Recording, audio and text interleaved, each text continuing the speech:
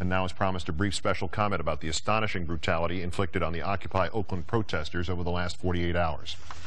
Jean Quan has spent more than 20 years in service to the people of the Bay Area. She started with grassroots work to improve Oakland's schools, save its music programs, incorporate the history of the area's minority communities, save the libraries, save the zoos, save the museums, save the arts, push back against the tides of pollution and deregulation, and even in the summer of 2010 to take part as a member of the city council in the protests against the jury verdict after a transit police officer had shot and killed an unarmed black man the year before. And in the last 2 nights, Mayor Jean Quan of Oakland has betrayed all of that.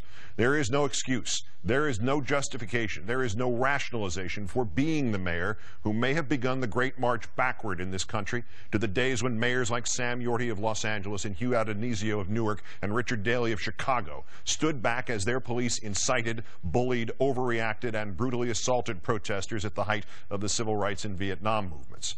Those protests began nonviolently, positively, with singing and marches and cooperation with the authorities. But the police, like the police in Oakland, California this week, they injected the violence. And it escalated and echoed, and soon there wasn't just one Iraq vet in a hospital with a fractured skull, but there were dead men and women on the streets of this country, and no one in this country wants to see that again today. The mayor of any city is not out on the front lines with the cops, and not everything they do can be laying at the mayor's feet.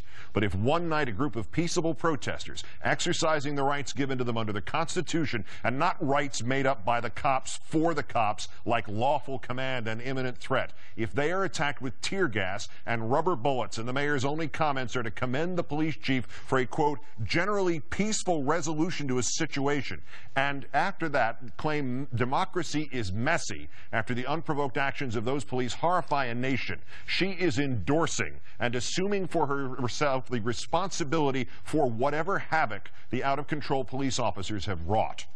If this country were not poised on a vital, urgent, and massive change in which no longer will we permit governments to aid and abet class warfare by the rich, Jean Quan's story would be recognized as something of a tragedy.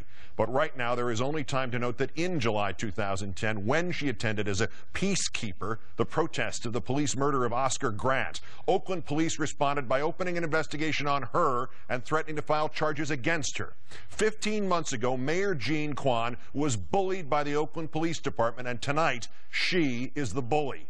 Mayor Quan is left with 2 choices. She can dismiss the acting police chief, Howard Jordan, and use her mayoral powers to authorize Occupy Oakland to protest again without harassment. Or, having betrayed everything she supported and all those who had supported her, she must resign.